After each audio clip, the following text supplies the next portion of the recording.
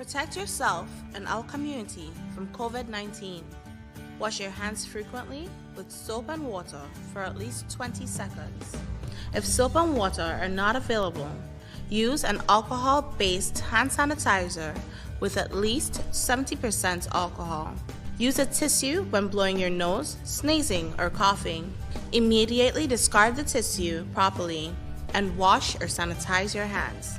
Avoid close contact with people who are sick. Let's do our part to ensure that each and every Grenadian remains healthy. To stay up to date, visit the Government of Grenada's webpage or the Ministry of Health's Facebook page. For more information, contact the Ministry of Health's hotline by calling 53-VIRUS. This has been a public service announcement brought to you by the Ministry of Health. I am Press Secretary Philomena Robertson. We do apologize for the late start to this press briefing, but we've been experiencing a few technical difficulties. We hope we have them resolved now, so we will get started. Thank you so much for your patience, and thank you for tuning in. To members of the media who have joined us, thank you. To members of the listening and viewing public, welcome, and thank you so much for joining us for this update. With me this afternoon for this briefing, I have the Health Minister, Honorable Nicholas Steele, Commissioner of Police, Mr. Edwin Martin, and our National COVID-19 Response Coordinator, Dr. George Mitchell. To get things started this afternoon, we will have opening statements by all of those represented at the head table, following which we will go into the question and answer section. We will start with the Honorable Minister, Nicholas Steele. Well, good afternoon to you all. Good afternoon to all of our viewers and listeners out there. It is always a pleasure and an honor to come before you and address the various pertinent issues. I want to say from the get-go to congratulate and thank the teams that have been working, teams plural, throughout the island, not just the Ministry of Health teams, but RGPF and everyone else that has helped, and our citizens at large in general, that has helped to maintain the orderly reopening as best as possible to date of our economy and activities, and to date has allowed us to remain relatively safe with respect to COVID-19. We have also started the repatriation of Grenadians who were stranded on cruise ships. We actually released the first two batches that came in, which were those that came from Princess Cruise Line and those that came from Carnival. Both have been cleared completely. All of the individuals have cleared their quarantine and their rapid and PCR testing, and have been allowed to go home, and I'm asking the Grenadian public to embrace them as our fellow countrymen, brothers and sisters and sons and daughters who are now free to roam like the rest of us under the new norm.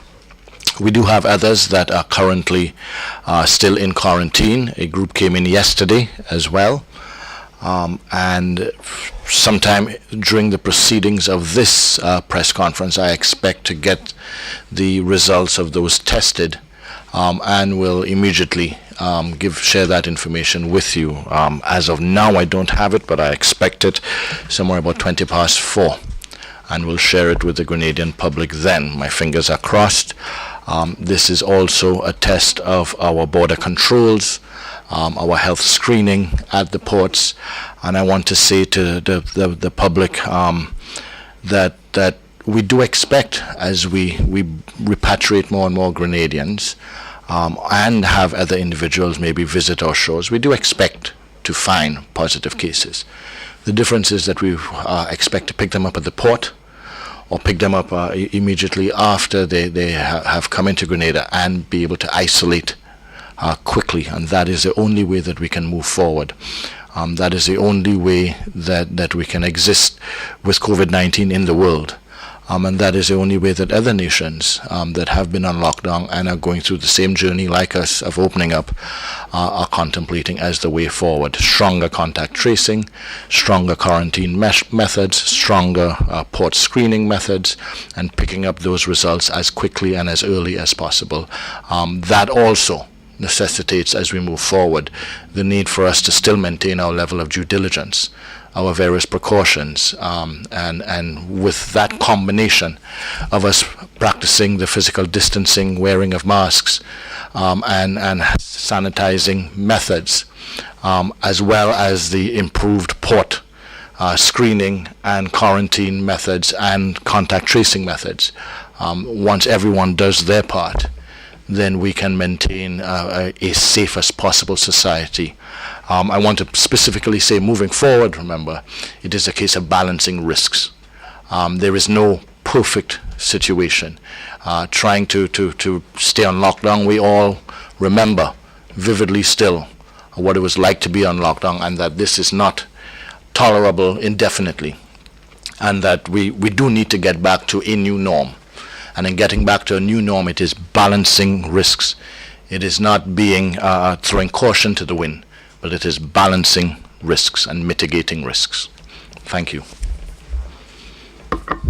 Thank you very much, Minister Steele. Commissioner? Yes, thank you very much. Thank you very much, Ms. Robertson. And let me also take the opportunity to say a pleasant good afternoon to everyone listening and viewing this press conference. And I want to say out the gate that the RGPF will hold a press conference tomorrow to bring greater clarity and emphasis to the new regulations, as well as to expand on some current and ongoing law enforcement and operational efforts across our tri-island state. However, for this press conference, I want to focus on a few of the new easements with the current regulations to aid some understanding for the public, which is due to implement effective tomorrow. The new regulations, first and foremost, will take effect tomorrow morning at 7 a.m. and will be enforced through to Wednesday, June 3rd, will be enforced through that period of time, May 26th to the 3rd of June. And in essence, the regulations remain essentially unchanged for the most part, with the exception of a few additional easements as has been approved by Cabinet.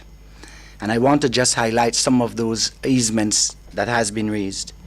One is the approval for the operation of retail stores, and that will operate between the hours of 8 a.m. and 5 p.m. Also, the beautification industry, which has to do with salons, barber shops, cosmetologist entities, etc., that will start to operate as well between the hours of 8 and 5. We also have approved limited inter-island transportation that will be taking place, and we also have approvals in this regard as it relates to Offspring and Dolly Sea that will be carrying out some measure of inter-island transportation activity.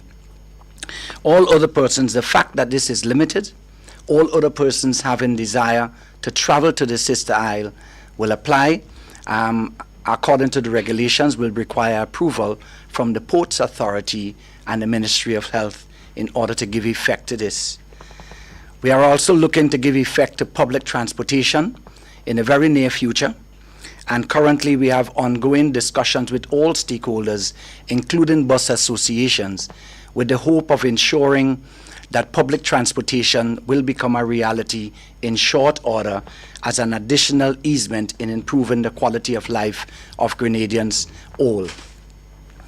I want to, in closing, however, emphasize just a few issues of the new regulations that continues to be of critical importance to us. And first of all is the fact that we continue to exist in a state of emergency. And that is, we have a period of time where we are allowed to carry out and move about and carry out activities that are approved through the easement. We need to ensure that once we carry out those activities, we continue to stay in our place of confinement as is required by the regulation. As a continuation as well, the full curfew remains in effect from 7 p.m. to 5 a.m. on mornings. And in that case, there will be heightened law enforcement activity to ensure that persons do comply. I want to appeal here to the general public to please, as we continue to have more and more easements, it is becoming more and more demanding on the RGPF in order to enforce and maintain the intentions of the state of emergency regulation. It would be a significantly easy task for the RGPF if we achieve some attitudinal changes from members of the public and assist us in this effort, not only by controlling their own behaviors, but also influencing the behaviors of persons that they do have influence over. So cumulatively, we will have a resounding result in our continued efforts to stem this potential spread of COVID-19. Finally, I also want to address the very salient issue of the wearing of masks. And masks, we continue to advise the wearing of masks at all times. However, our regulation requires that we wear our mask whenever we're going to enter any lines to access service or when we are entering any buildings. This precautionary measure, advice, and legislation is in an effort to protect ourselves and also to protect others. So again, it is one of the most significant attitudinal changes that we have to achieve as a people. And I want to urge us to continue to cooperate with the intentions by the science, by the medical advice, and the intentions of government as we seek to continue to make Grenada a model in this fight against COVID-19. I thank you at this point in time and look forward to your questions, Lisa. Thank you very much, Commissioner, for your opening comments. Dr. Mitchell, a few opening words from you. Yes, let me say good afternoon to all your listeners, both locally, regionally, and internationally. And I would like to join the Minister of Health and the Commissioner of Police in saying good afternoon, and we hope that you are doing well out there. First and foremost, let me emphasize that we continue to open gradually. We continue to open as safely as possible, and we continue to open based on the science. I also want to reemphasize that in this period, the issue of vigilance, as was mentioned just now by the Commissioner, is of utmost importance. We can't, as we open, rest on our laurels and become less vigilant in terms of what we need to do. Although in the recent past we have not had many cases, but we must remain vigilant as we go forward. We know of the disease, we know how it comports itself, we know that we can have asymptomatic persons out there, and though we're doing well at this time, we cannot lose sight of the main goal. And I want to reemphasize that we said here before that one of the key objectives is to ensure that we don't lose lives. We want to ensure that the health of the nation is of paramount importance, and that we continue to do all and take all our decisions with that in mind. So I would stop here. I would not be as lengthy as my other colleagues in terms of our opening remarks, and I would open for questioning. Thank you very much, Dr. Mitchell. I'm just looking at the time and I see that it's 4:20. Minister, do you have an update for us at this time? 14 tests were done today. All 40-odd individuals, 46 individuals who came in yesterday were rapid tested. Of those, there were a certain amount that raised a flag on the rapid test. And those individuals were tested, of which 14 tests were done today.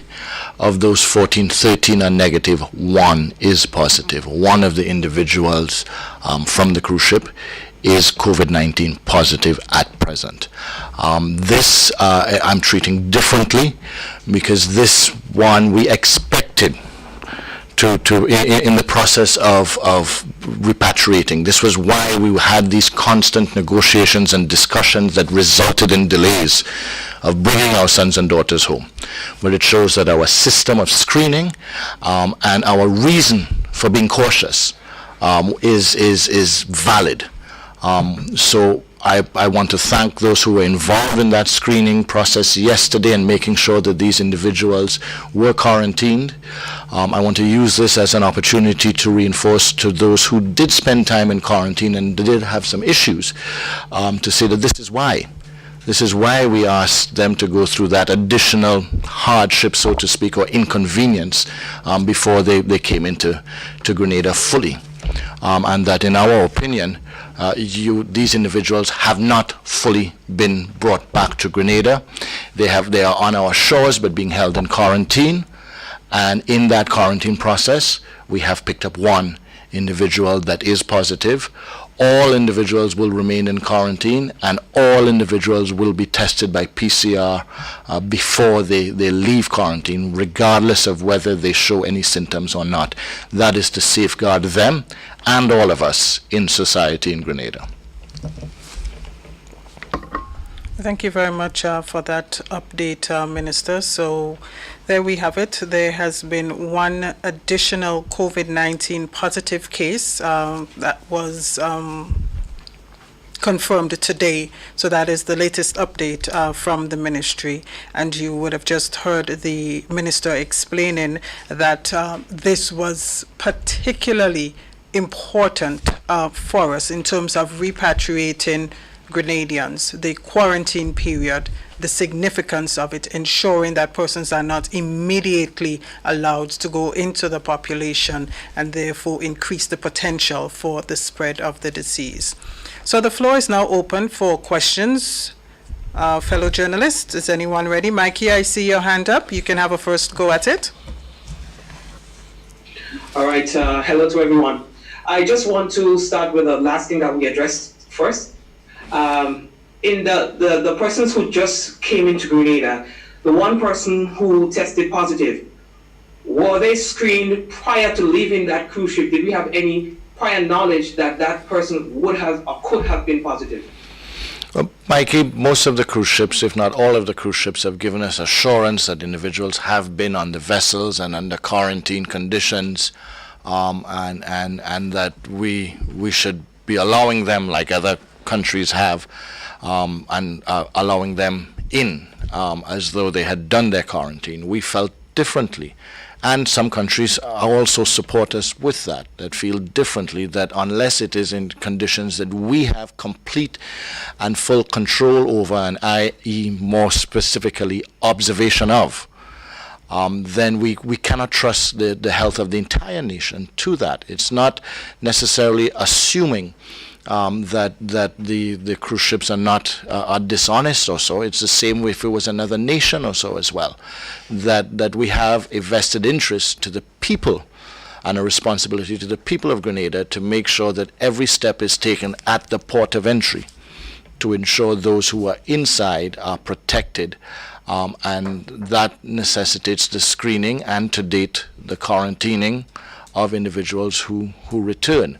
As time goes on, those types of methods may change, as we're seeing with other countries as well. They're looking at different modalities, and also it would depend on where individuals are coming from. So for the time being, our methods have proved to be valid. We are vindicated in our discussions that we have had with the cruise ships that it was necessary for us to have this quarantine, and to assure ourselves that individuals were actually cleared. And we will continue along those lines with respect to nationals returning from cruise ships. Okay.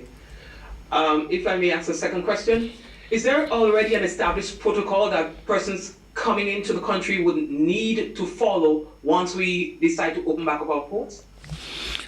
There is an established protocol right now that is being exercised and is working as point in case that I just discussed.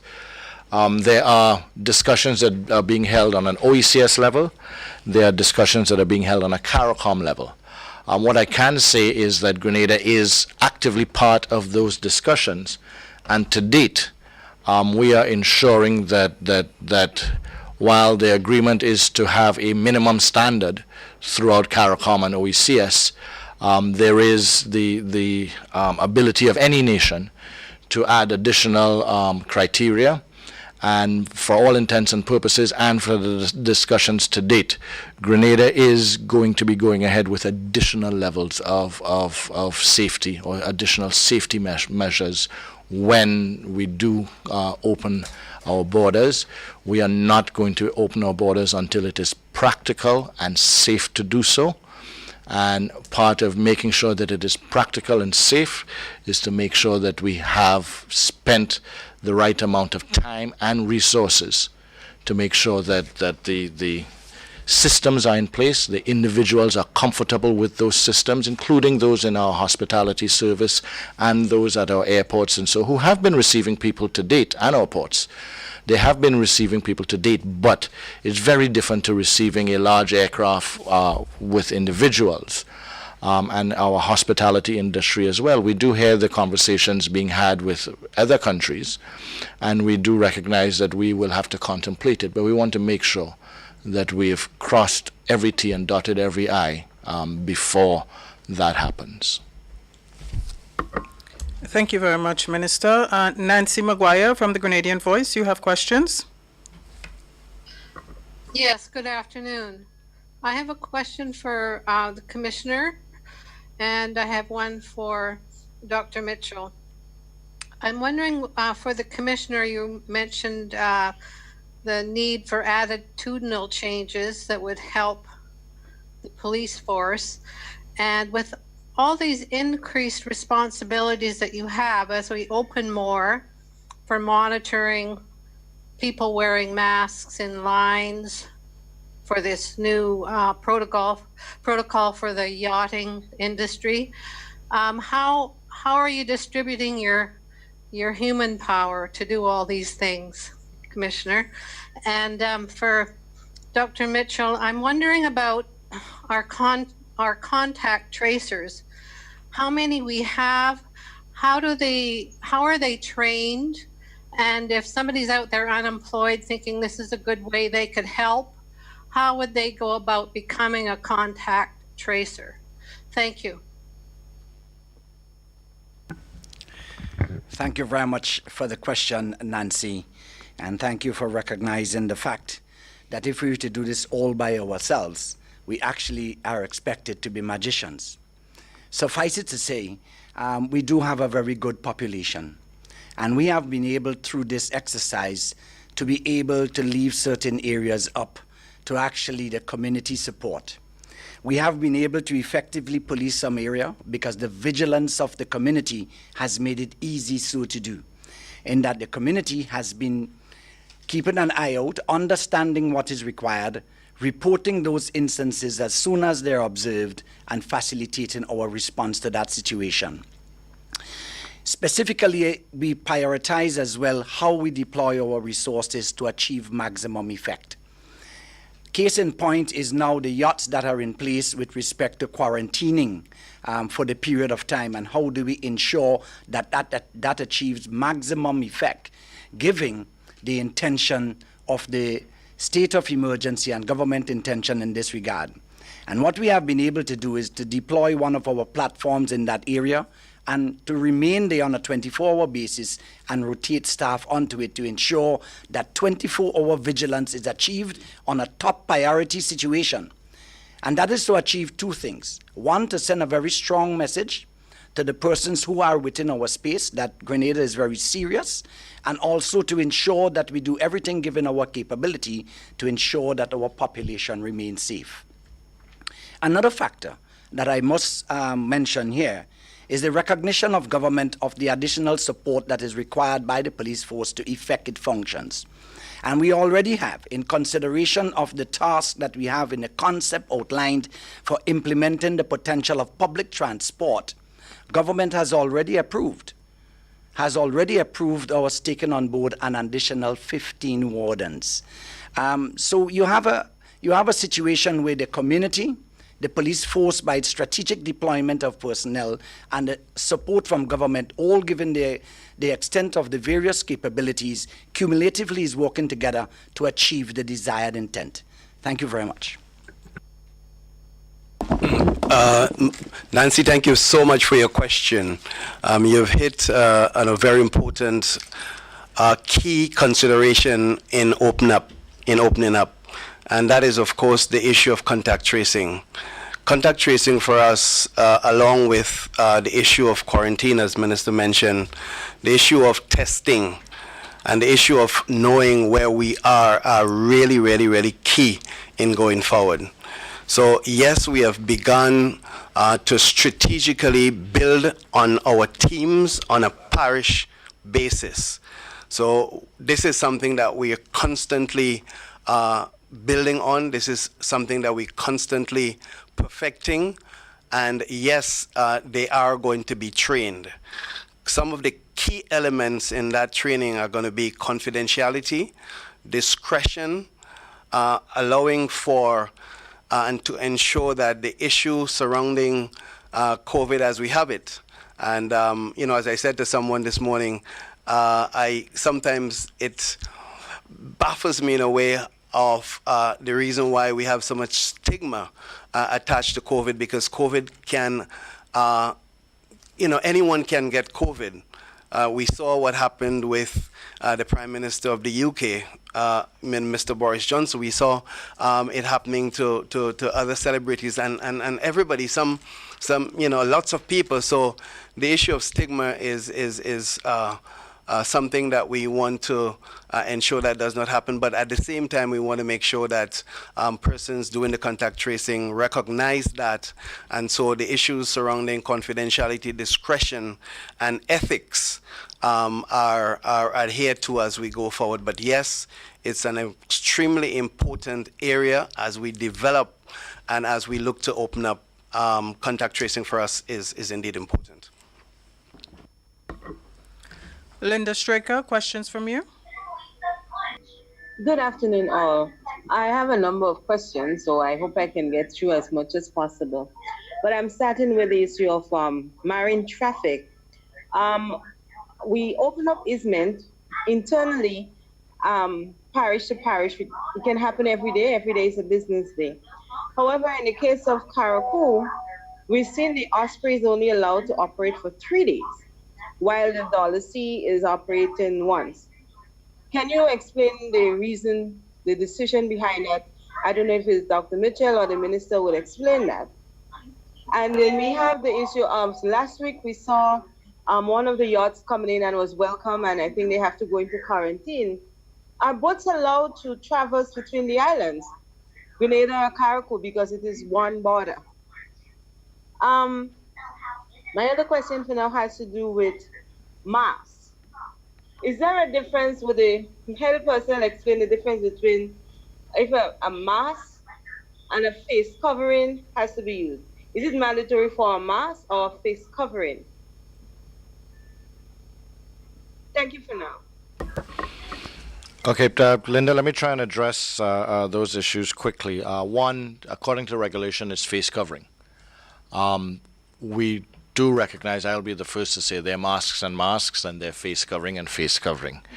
I've seen certain people that, according to regulation, would be compliant, but I can safely say that those masks that they're wearing, which is like a knitted mask with almost a centimeter size holes, are not going to be protecting them, and people should think twice about that.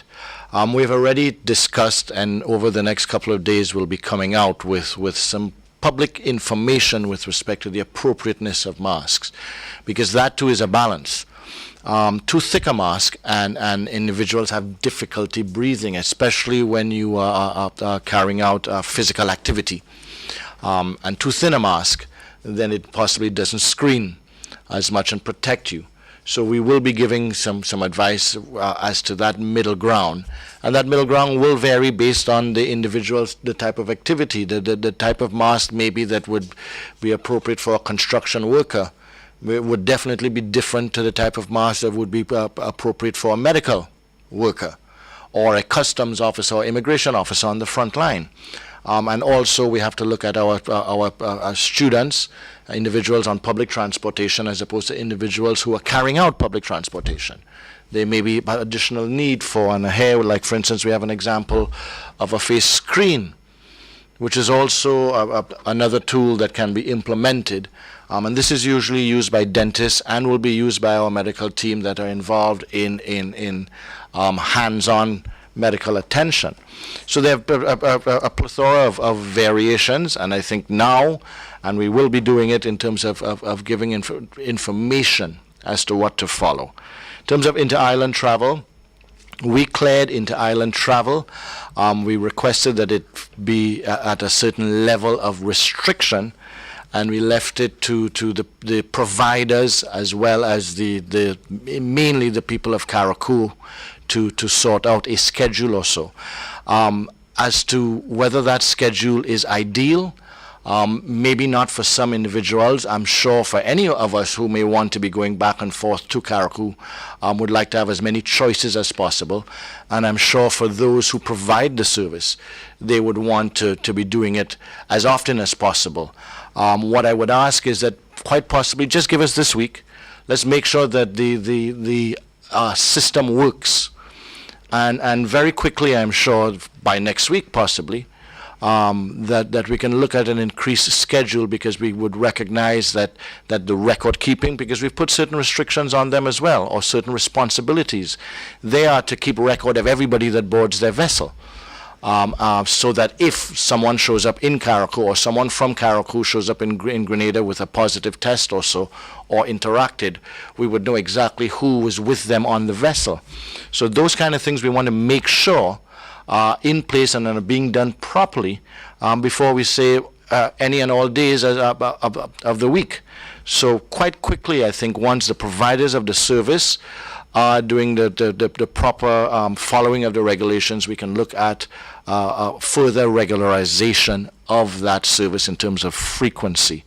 And in terms of private vessels being able to go, the Commissioner had addressed it. So just for clarity, what we're saying is it's not restricted.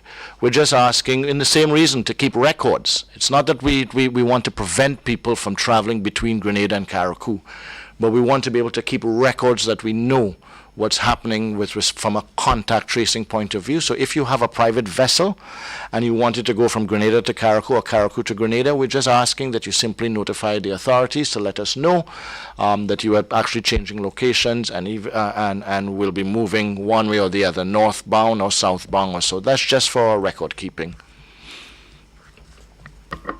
Thank you very much, Minister. Rena Pear, you're next. Mikey, I see your hand, but we have Sharia next in queue, and then we'll come back to you. Go ahead, Rena. Okay, good afternoon to everybody. My first question is to Dr. Mitchell. Is Grenada considering doing convalescent plasma therapy as it relates to treating COVID-19 patients? I know it's approved by WHO. Also, Minister Steele, my question to you is, could you enlighten us, or do you have any idea what is the protocol for persons coming into Carriacou from Union Island as we lend hand to them as it relates to the fuel? I'm talking about protocol as it relates to, is it one particular agency that's going to be coming for fuel, or anybody's just going to be coming? Also, a question again to you, Minister Steele. Could you confirm the farm workers that are scheduled to go to Canada, could you confirm that they would be leaving, or there would be a chartered flight coming for them soon? And to Commissioner, my question to you is, could you give us an update as it relates to the recent suicide in St. Patrick's and accusations made that members of the Royal Grenada Police Force did not take the cry for help from the individual and from other persons who were close to the individual to the Royal Grenada Police Force in dealing with the issue? So, Arena, let me take your question first. I think I have the shorter end of the stick here. In terms of your question whether or not we are considering using plasma convalescence therapy or convalescence plasma therapy, just to say that, and we have said it before, that we continue to exercise all options going forward in terms of treatment of COVID-19. As the science continues to evolve and treatment applications and modalities continue to evolve, our scientists, our doctors at the hospital are continuously monitoring those applications, those regimes, and we're going to spare no effort to put our hands on the best treatment options that are available all over the world. And I hasten to say the word available because sometimes these treatment options are extremely difficult to get our hands on. But yes, we are going to consider all options in treating our patients.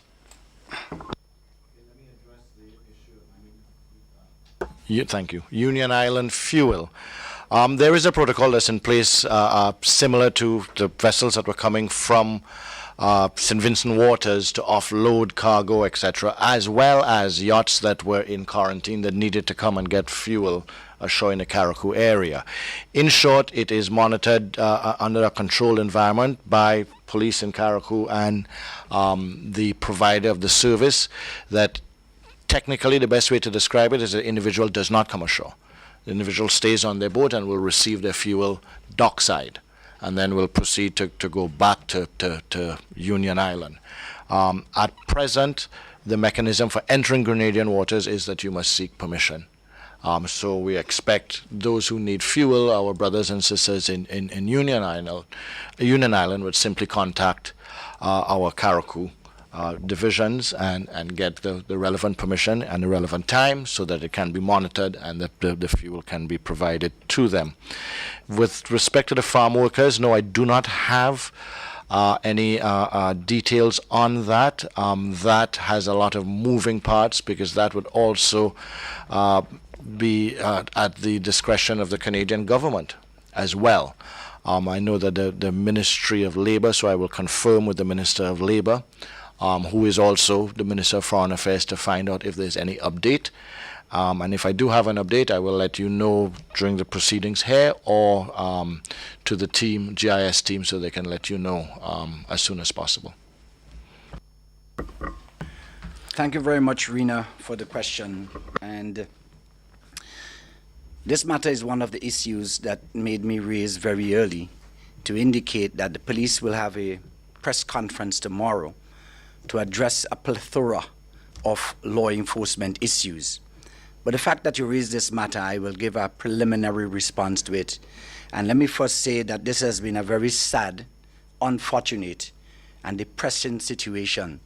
And I want to take the opportunity here to express sympathies and condolences to all parties concerned in this matter. Here, though, I can acknowledge, because I have already initiated an investigation into this matter, and let me also thank the media outfit that reached out to me personally and provide me some information and make inquiries on this matter. I think if we continue to work harmoniously in this manner, as this particular media outfit did, we will go a long way as a country. But I can say to you now that yes, the dispatch center of the RGPF received 2 phone calls as it relates to this matter. The first call was dispatched to the police station to initiate a response. The investigation will unearth how that matter was investigated, and hopefully I might be able to have a summation of that by our press conference tomorrow. The second call from the same caller came in, and the dispatcher took the information, which we still have, as to how to contact the person of concern, and made a number of efforts to contact the person, which was futile.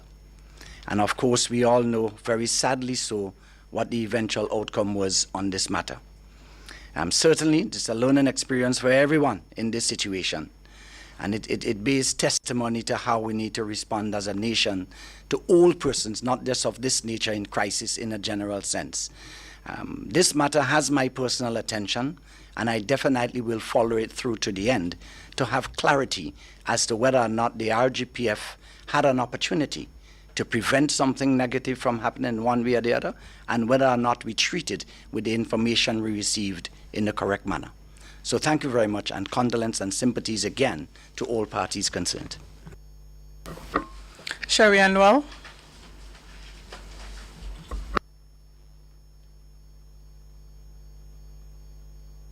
Sherry Ann, would you unmute your microphone, please?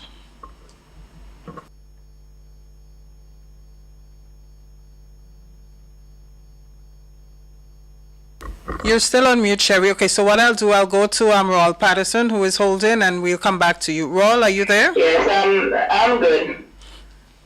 Go ahead, Sherry. Go ahead. Raul, we'll come to you next. Go ahead, Sherry Ann.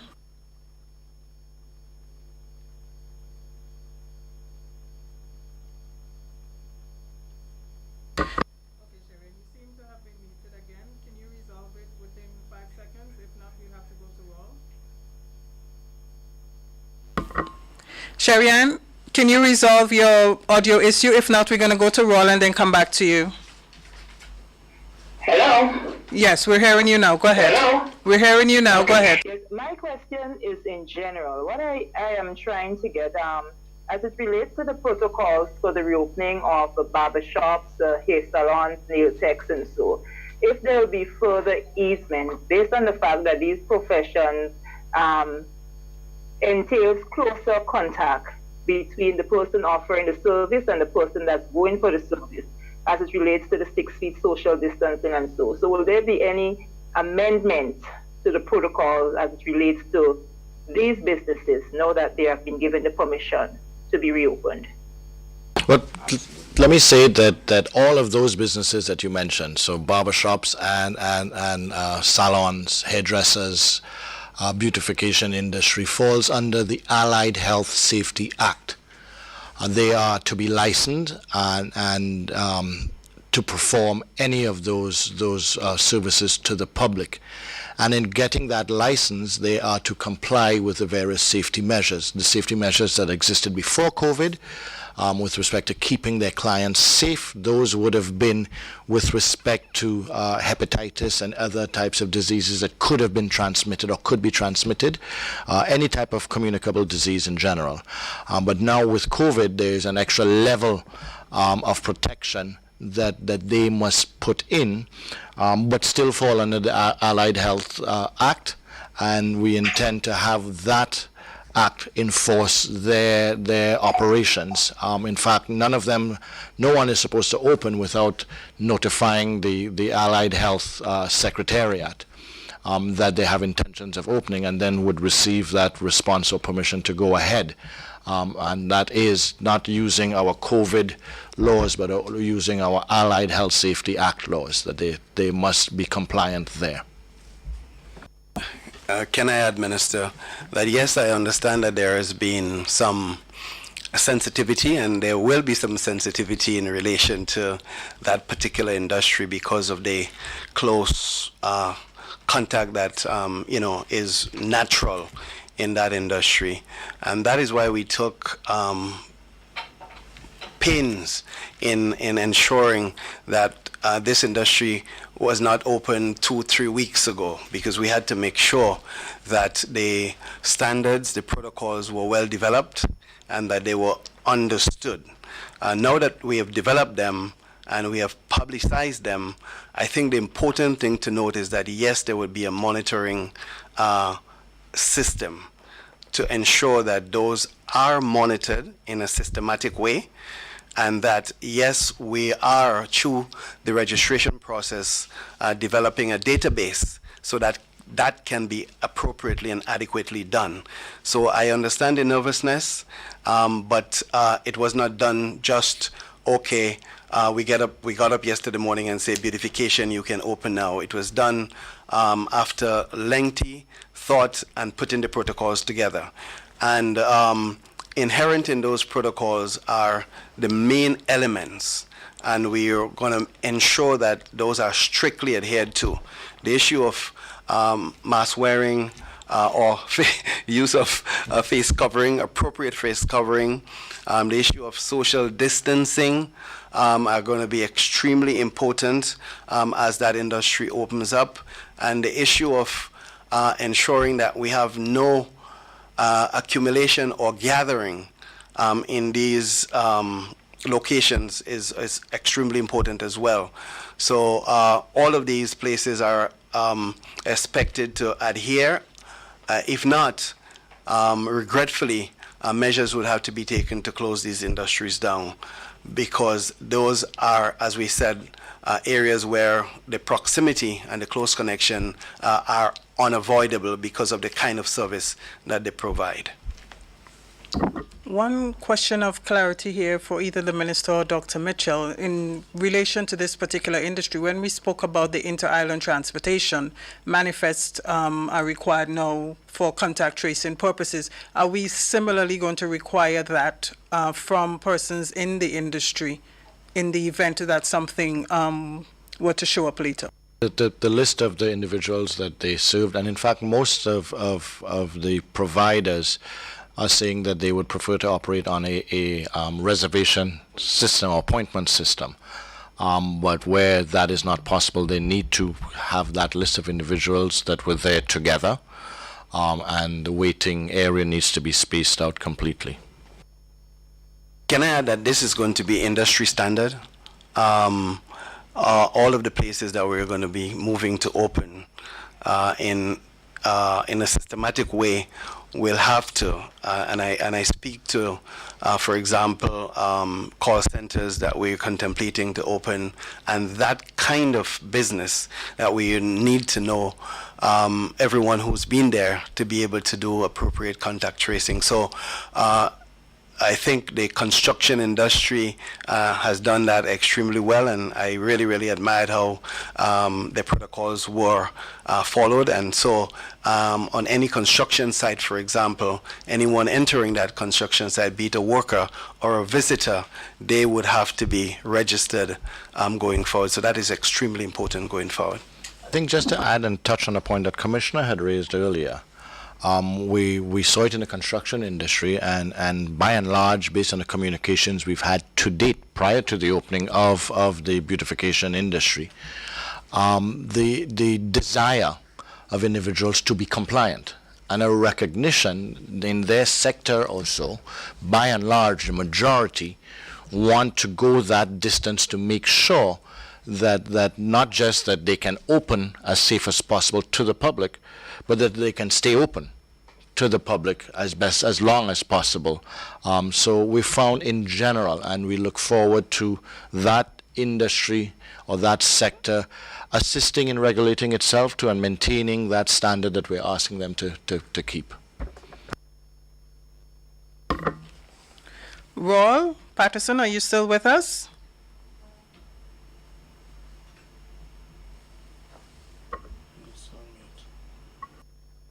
Roy, please unmute and you can go ahead with your questions. Can you hear me now? Yes, I can hear you. Go ahead.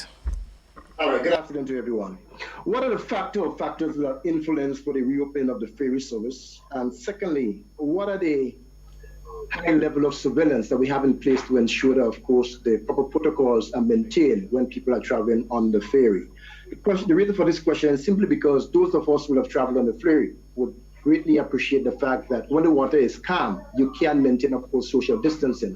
But if the water is rough, it's difficult to maintain social distancing, as I guess we have, of course, on the ferry. My next question is to Commissioner Martin, the issue of a set application process for those wishing to travel. Could you just walk us through exactly what the process is like?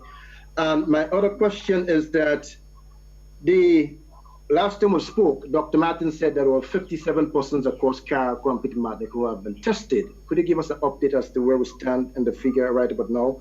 And finally, have the Ministry of Health considered the issue of e-testing for people who are COVID-19 positive? Okay, Paul, if I can address the first part of your questions, which was the monitoring of the ferry service. I think we had mentioned that they are to keep a log, and yes, I do agree with you. There's a difference between rough water transit and calm water transit. That is one of the reasons why we are looking at this limited or this phased approach to make sure that we have catered for all of these possible eventualities. It's not with the expectation that this week we'll be able to witness a rough passage and a calm passage, but that this week we will be able to witness with the limited service the various control mechanisms working and to be able to be as sure as possible that as we proceed with increasing the frequency, that we are able to maintain the monitoring and the record keeping, in the hope that none of the passages are too rough, but that in the event that there is one, that our proper mechanisms are in place. You had asked about e-testing. I'm not sure what you are referring to with respect to e-testing. I know that some other countries have the ability that on the internet you can apply for a test and it is sent to you, and you do the test at home and send the actual sample back to a lab. If that is what you are referring to, no, we are not going to be doing that, because we rely on PCR testing, and which is also necessitates having complete control of the logistics from individual all the way to the lab. That is a safety measure that we insist on.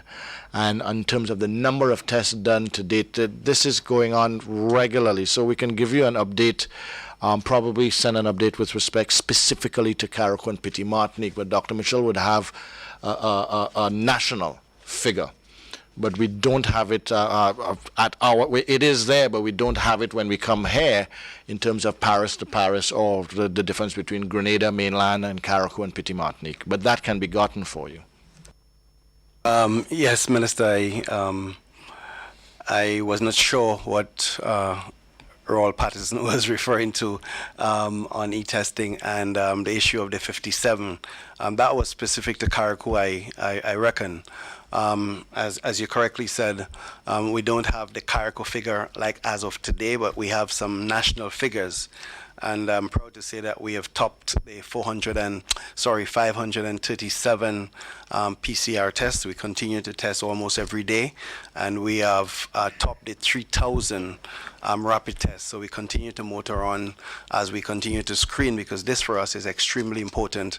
Without continuous screening, without a systematic screening method, that we cannot say for sure that we don't have the virus circulating there. So that is one of our strategies going forward, ensuring that we do systematic, targeted testing among most at-risk groups as we continue to evolve our strategies in opening up the country. And Raul, just for me to address the last part of your question as it relates to application for inter-island travel.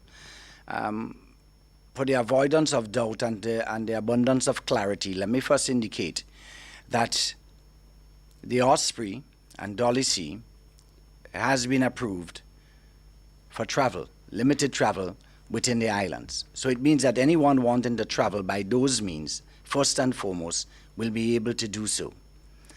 The issue of additional clearance has to do with other vessels wishing to traverse between the islands. And as indicated by Minister, what is simply required is a notification into the Port Authority, who according to our regulation is the authority, so that as Minister indicated, we have an idea, just in case we have to do any contact tracing for persons who move between, we have an idea of what is happening at this stage of our easement. That is likely to improve going forward, but is what is extended at this point in time. I hope that adds clarity, and I thank you for asking, so I can again double down on the information for greater clarity. Thank you. Mikey, you had another question for the panel? Yes, I have two follow-up questions.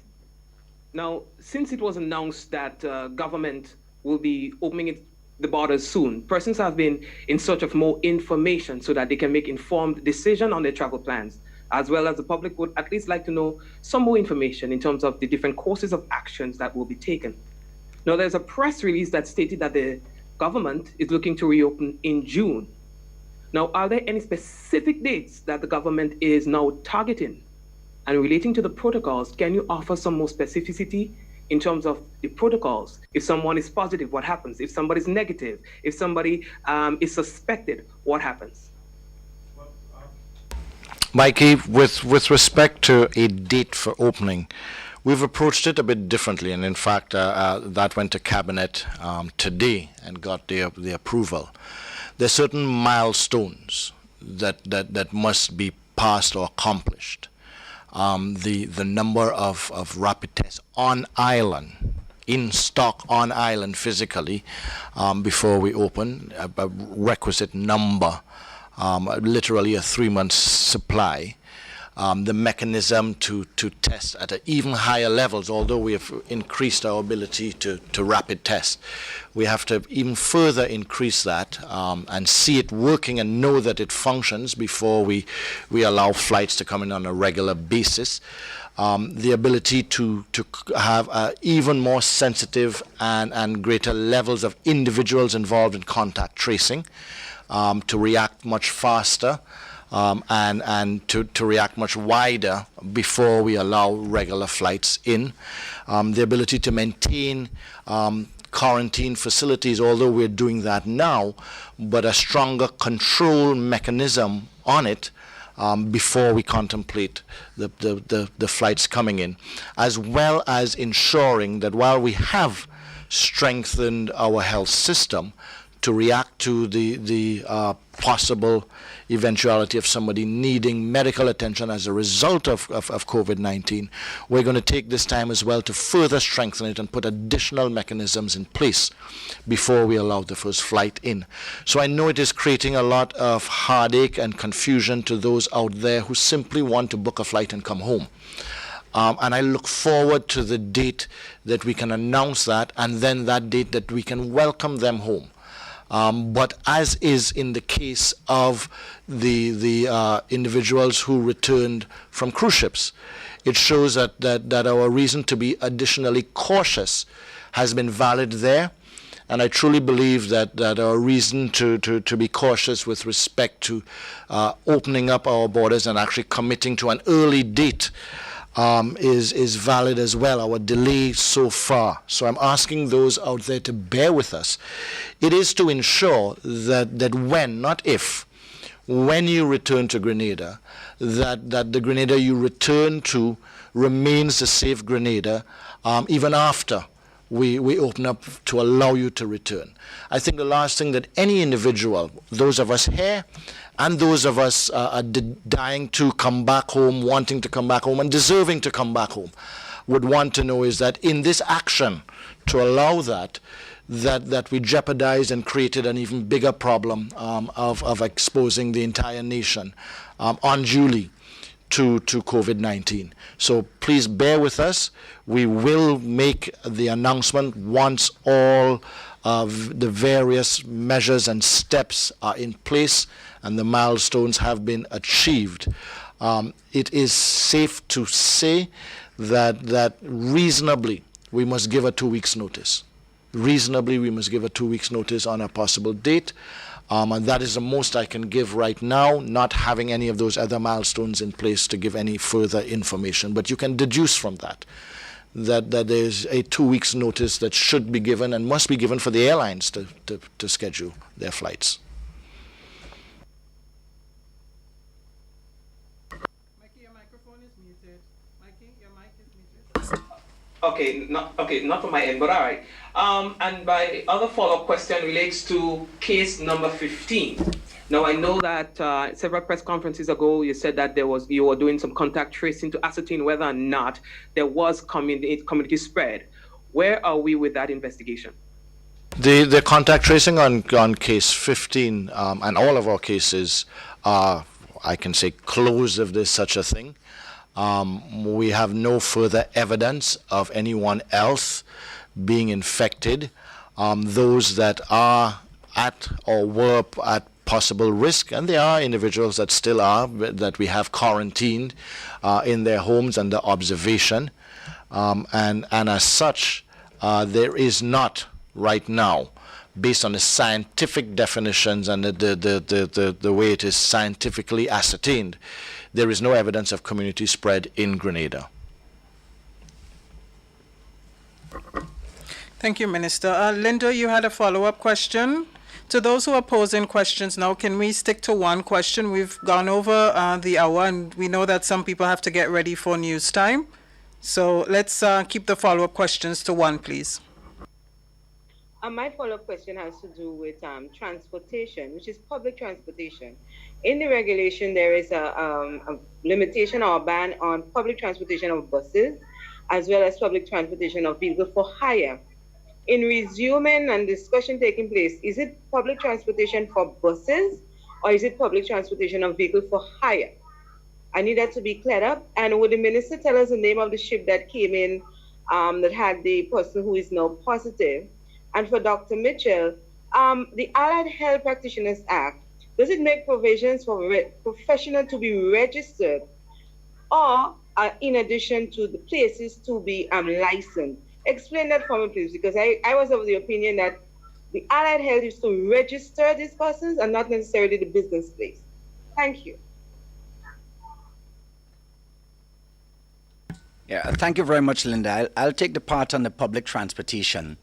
The idea is to open up the operation of buses, and that's what we are pursuing. And of course, by extension, for taxis as well to operate. The reason why it's not in the regs as yet is simply because the matter is still under consideration. We are still working out those details. We are working with all stakeholders concerned in this matter to come to a position where we can implement a very seamless operation when this is ready. If it happens to be finalized this week, it will be announced at the appropriate time. But all efforts are being made for this to be operationalized as soon as is practicable. Just to add to that, government is not a provider of public transportation in Grenada. Government is a regulator. There are certain facilities that government provides for the use of the individuals who ply the trade. Those facilities have to be adjusted to make sure that there isn't unnecessary risk, that is crowding of individuals while they are waiting to get on or get off the vehicles.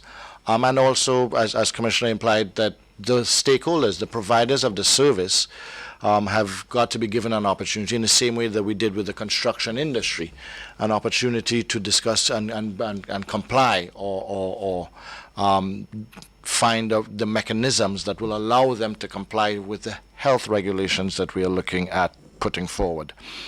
In terms of the ship, well, I mean, it's clear that it was a vessel that came in yesterday. It didn't come in under the darkness of night or so, and any other veil or so. The vessel that came in was a vessel that belonged to Royal Caribbean Cruise Line, and that all of the individuals who came ashore yesterday are employees of Royal Caribbean Cruise Line. But I caution that type of questioning, Linda, in that on the same main issue of the stigma. It matters not which, and it matters not which industry or so. It is that there are Grenadians out there who were stranded, and these individuals did nothing wrong. These individuals were working, simply working to make a dollar, as we say, to provide for themselves and their families, and actually went the further distance to be away to do this. And in the carrying out of those duties, they were exposed to COVID-19. Those who came in and did their quarantine, as far as we as a government were concerned, there was a risk of them being exposed. And those who came in yesterday and the one who tested positive was exposed through no fault of his or her own. And we have to recognize that as a people. The too many details suggest that we want to know exactly who so we can differentiate, as opposed to simply that our mechanisms were put in place to screen and test any individual coming back, any Grenadian being repatriated. We have had others come back who are not cruise ship as well, who are go through the same level of screening, and anyone else coming forward go through the same level of screening and quarantine where the risk necessitates that. So I just want to say that my heart goes out to them, and I think it's necessary to say that the individuals who are still on cruise ships, Grenadians who are still on cruise ships waiting to come back home, and that we are working as hard as humanly possible and beyond to find the mechanisms that will allow them to come back home, and any of the others out there who are also waiting on flights or some other mechanism. We haven't been with the attitude of kicking the can down the road and just delaying it. It's to find that mechanism that's safe and practical mechanism as soon as possible. The Allied Health thing. Yes, the Allied Health Practitioners Act speaks to the issue of registration and licensing of those persons plying their trade in that particular industry, in the beautification industry, as we call it nowadays. And in this period, we did not want to stifle that industry by asking people to get registered and licensed at the same time. So we said, go ahead and register, just like we did with the construction industry, so that persons can get their businesses up and running. But eventually, they will have to get licensed. And license speaks to the qualification and certification of that particular business and the personnel who ply their trade within that industry. But for now, the issue is making sure that we get an appropriate database of persons registering with the Allied Health Practitioners Council, and so that an appropriate mechanism can be set up so that those persons can be visited posteriorly and be licensed in the near future. Obviously, as I said before, it is critically important now that that we set up systems to monitor those and to ensure that they comply with all that we've been saying because of the nature of this particular industry in terms of close contact. So we're actually making a really, really big appeal out there to those in that industry to please ensure that they stick to the protocols and the regulations that we have put out there to govern safe practice in that particular industry. Thank you, Dr. Mitchell. Nancy Maguire, you had a follow-up? Yes, I was wondering if I could get an answer to the number of contact tracers we have and who is going to be training them, especially now the minister noted that we're going to be doing more faster and wider contact tracing once we open our borders. And a question on the systematic target testing. Will that include people that are experiencing homelessness, and who is this target testing? Thank you. Well, on the issue of the number of contact tracers, I'm trying to get as many as possible, and there are 3 different levels that we're looking at. Those would be level 1 are those that are full-time involved in the Ministry of Health, either in the districts or like, for instance, our chief epidemiologists, our district medical officers, or district nurses, etc., that are out there. That's level 1 of the contact tracing. Then there is the resources of the Royal Grenada Police Force.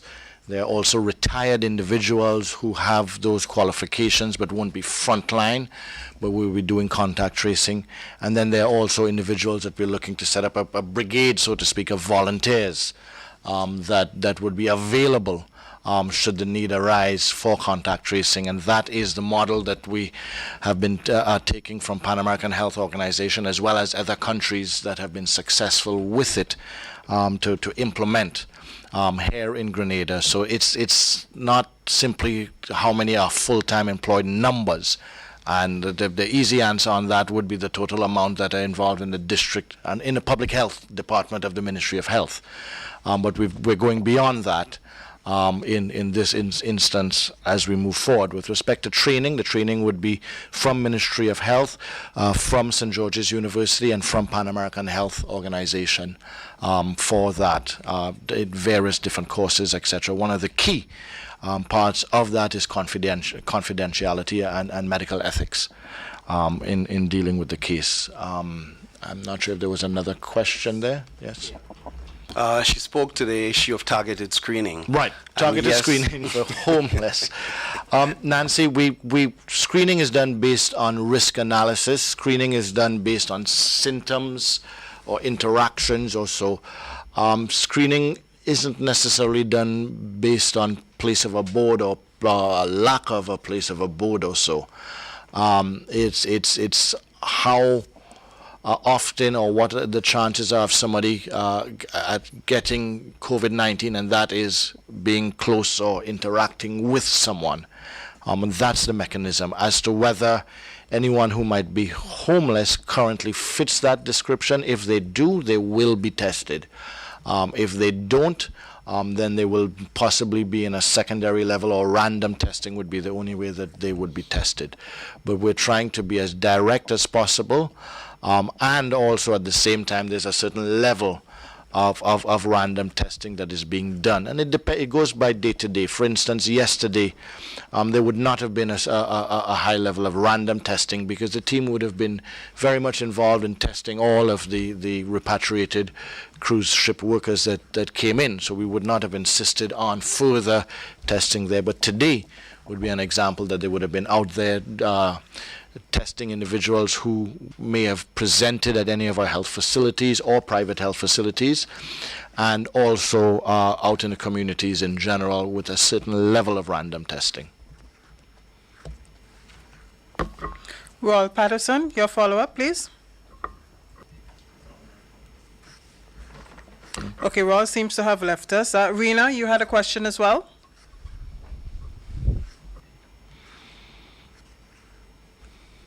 Yes, my final question is regarding public transport.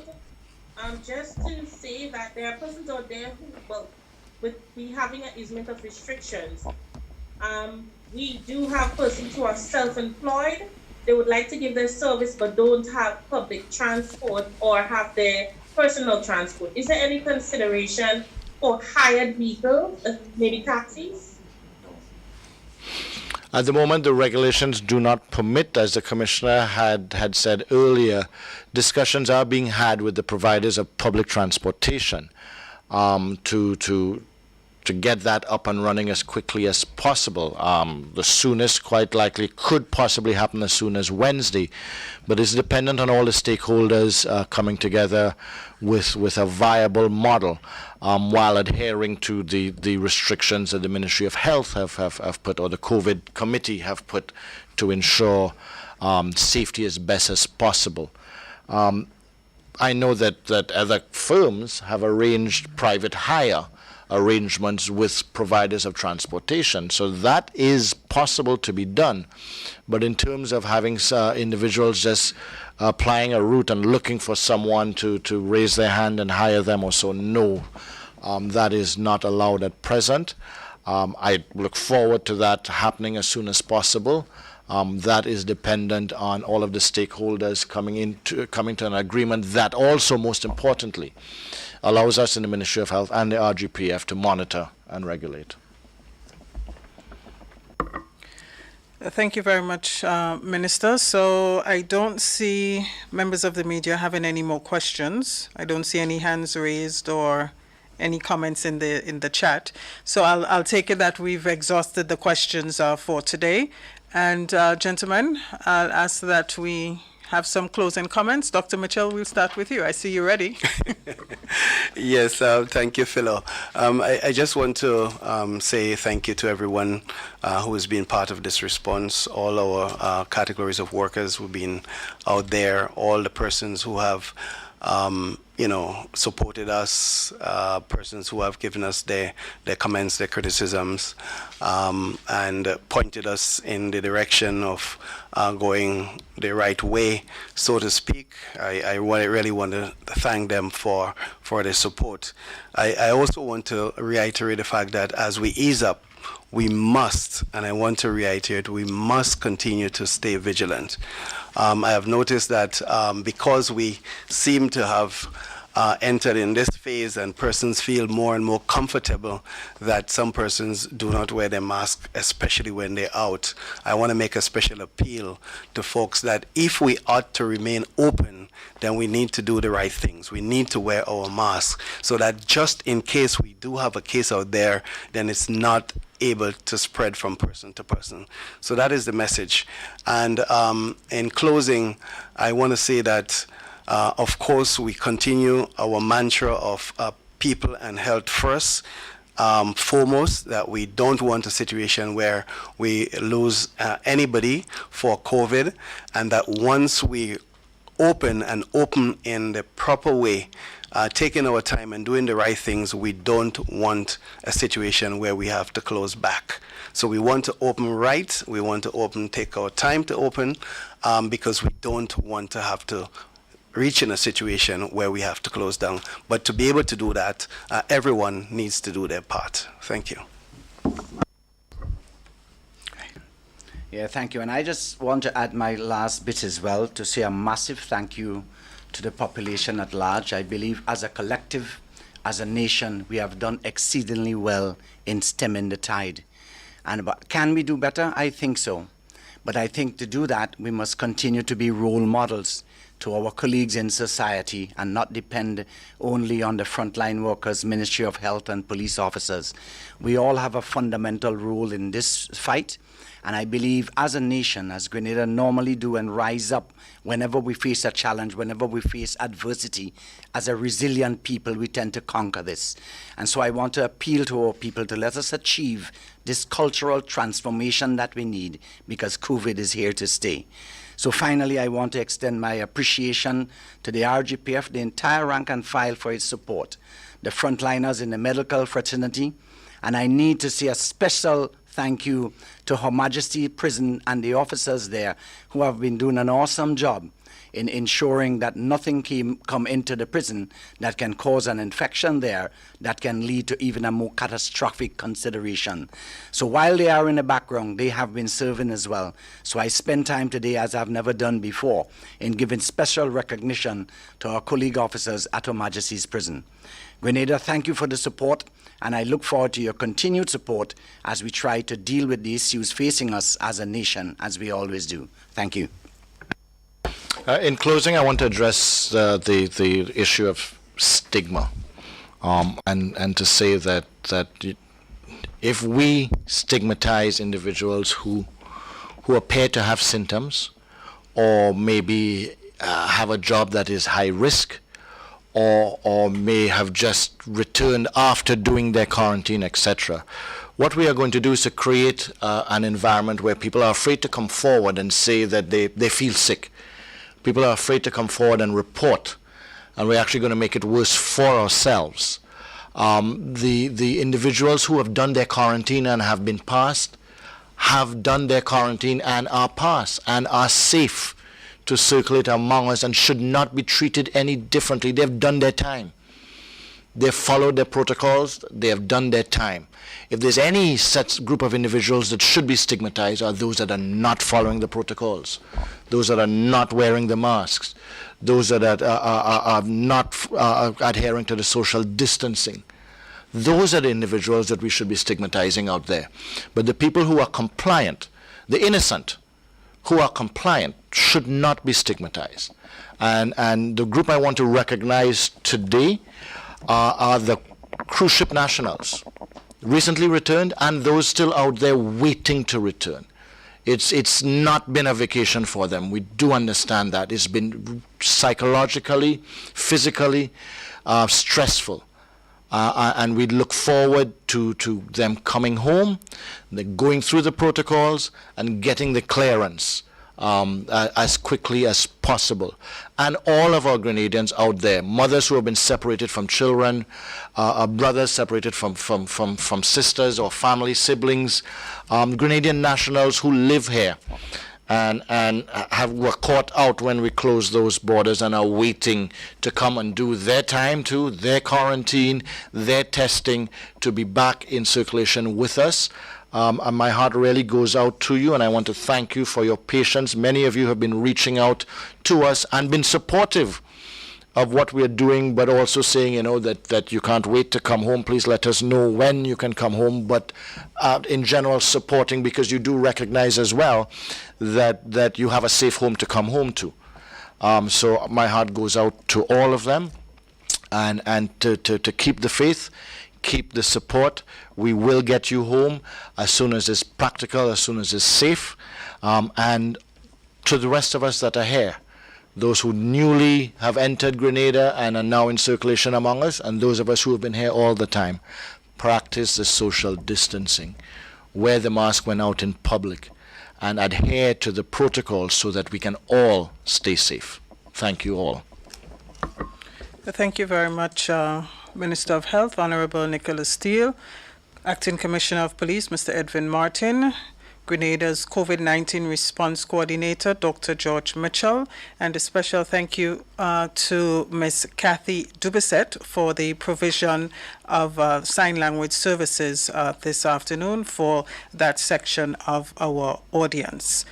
Thank you to media colleagues for joining us for this press briefing, and to those who have tuned in, I trust that you got a wealth of information. Remember, the RGPF will host a press conference tomorrow. We'll advise you of the time of that through the usual GIS notification. I am Press Secretary Philomena Robertson. Thank you so much for tuning in. We'll see you again next time. I say, nah, man. Wood. Yo, this is the Don Man Lindy telling you to be COVID-19 safe. Stay home. That way we could play a mass sooner rather than later. Everything will come to pass. You know the tingo. Mass must play. How you mean? Boom shakalaka, this is Ledneck from the West Point family, reminding all Grenadians to be COVID-19 smart. Stay home, it's just for a short time. We will be back on our feet soon. Alright? Bless. Stay up to date with all that's happening with the new National Party, NNP. Send us a message via text or WhatsApp on 405-8683 with your name, email, and constituency. Stay in the know with NNP. Get updated.